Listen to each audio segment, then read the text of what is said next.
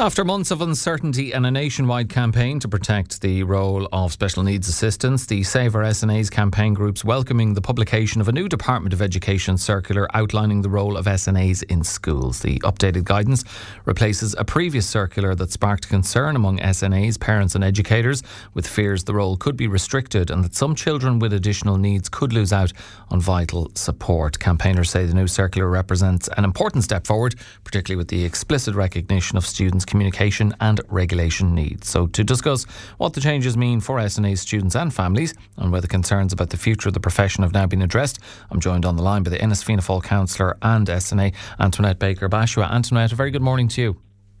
Good morning.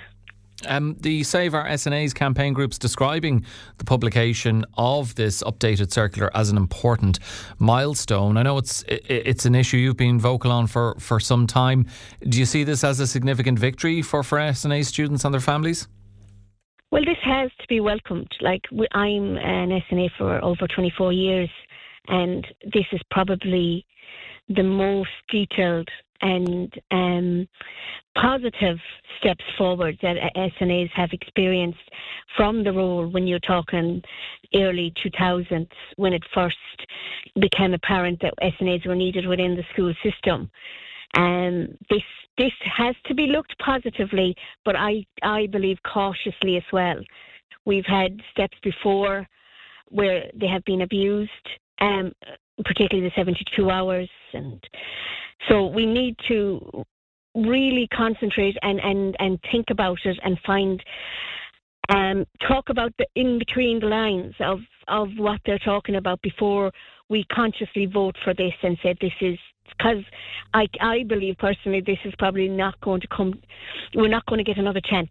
This will be, in the future, we'll be looking back and everything will be done off of this circular for at least another 20 years. So we need to cautiously be optimistic, but think in between the lines, what does that actually mean for us? Antoinette, from your own experience as an SNA, and I'm speaking to other SNAs in the county, how challenging has the uncertainty around the role been over the past year or so? Well, I suppose, as I said, I'm 24 years plus in a role where if a senior comes into the school, which is very unlikely in my case, senior comes into the school and cuts, I could be out of a job. So the redeployment is absolutely fantastic and has to be put in place. But equally, I know in the school I work, which is a special needs school, we have substitutes that are there 6 years working, but without a permanent position.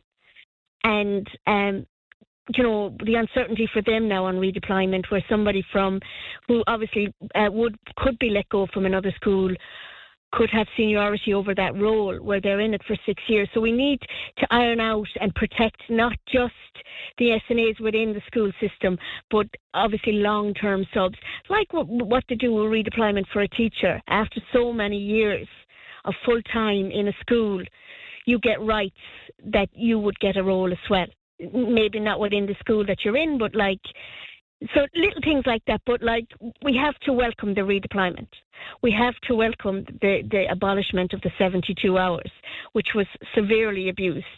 If you were in a school where there was only one or two SNAs and you didn't have the confidence to say, well, that's not my role.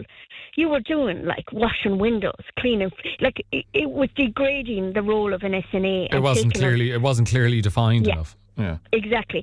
Whereas now this will be clearly defined. The problem now we have is we've 10 hours work for training. Now there's no problem with training. We've been doing it for 24 years plus in my case.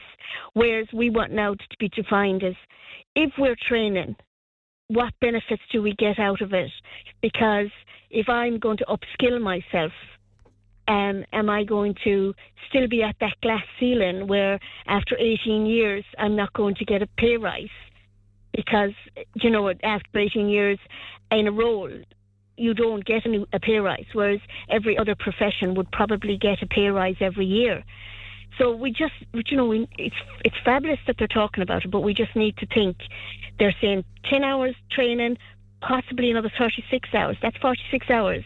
And then 10 hours planning and 10 hours meetings. That's another 20 hours. So you're up to 60, 60 odd hours now, and we need them to be clearly outlined. Okay. What's expected of us. I'm just wondering, Antoinette, does the circular address some of the other changes to the SNA role? Is there a greater clarity around the role you'd play in supporting children with additional needs? I know there were concerns that new guidelines were restricting SNAs from helping children in the classroom, and there was also controversy around suggestions SNAs should have no role in supporting children with behavioural difficulties. Have any or all of those been addressed, do you feel? I feel that this new role defining is going to be fantastic for us, and it'll be clearly defined because, realistically, for the last numerous years, we've had to explain our role to people. Nobody actually knew what the role of an SNA was, and equally, we were all at the instruction of a teacher. Like, there's no SNA in the country that's just going to take off willy-nilly and do what, for correction or support or helping them. It's always at the instruction of the teacher. There's no SNA that wants to take over the role of the teacher. And if they do, they actually retrain themselves and become teachers. So, yes, so we'll be more clear defined, and you won't be worried that when somebody comes in, they'll be saying, well, what is your role? We'll be able to say our role is at the instruction of a teacher to help with behavioural classroom work, care needs, and that's what we basically do. And it's just now that it's going to be more defined. We've talked in particular about the SNAs themselves. The updated circular, what difference will these changes make to the day-to-day experience of children who rely on their support? Realistically, probably we were doing it all along. And every child that has support systems of an SNA is looked after and cared for and taken out when they're upset or they have a meltdown or to be regulated, and we are doing that. So I think it's more for the parents and the SNAs and the school system themselves to know that what we have been doing all along now is going to be recognised, and we're delighted for that.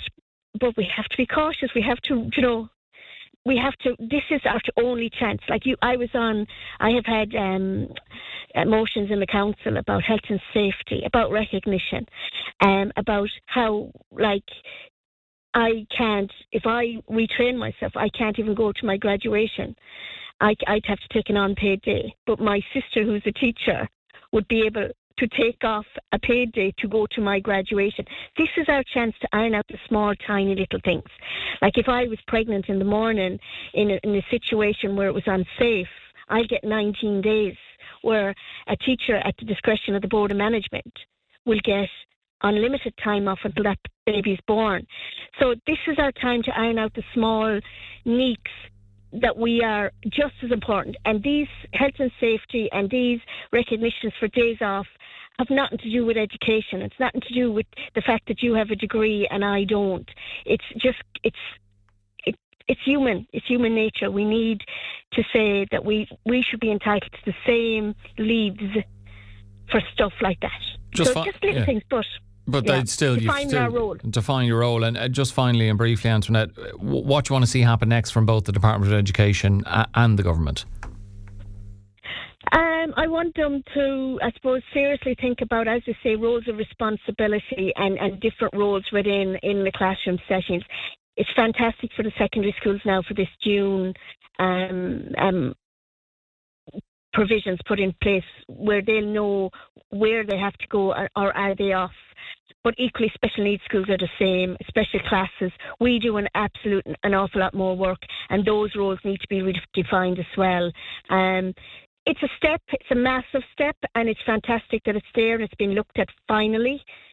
We've been fighting for this for years, but I would just say for SNAs voting on this or putting this forward, ask the questions. This is your time now to ask the questions. Like, to say to your union or to say to the government, Well, we want this clearly defined. We want no excuses for people to abuse us or abuse what we do in the future, to say, oh, this is your role to clean a window, when it's not. So we just need, this is our chance to have a voice, and our voice has always been for the children. So this is a chance for your children to have a voice as well. Okay, we do have to leave it there. Antoinette, thanks for having a chat about that with us on the show. No problem. Take care. Bye-bye. That's Antoinette Baker Bashua, the Ennis Fianna Fáil councillor and SNA.